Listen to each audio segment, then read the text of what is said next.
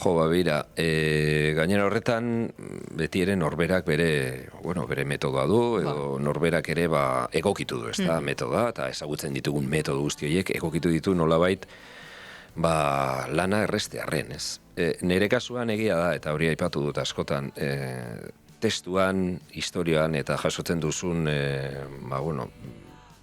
historioan dago informazio osoa, ez da. Gero, zuk hor gainetik, borobildu dezakezu, osatu dezakezu, baina, azken finean zuk asmatutako edo behintzatu zure gustuko diren datuak gehitzen dituzu, ezta? Nere kasuan nik beti esan dut, testuan nere pertsonaiaz esaten denaz horretaz baliatzen naiz, eta inguruan dauden pertsonaiek nere pertsonaiaz esaten dutenaz eta duten erlazioaz horretaz baliatzen naiz, beraz.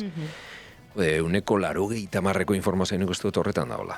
Orduan horregatik garrantzi ematen diet eta idazlei eta gidoigilei. Nik uste dut horiek direla benetako heroiak horiek dira.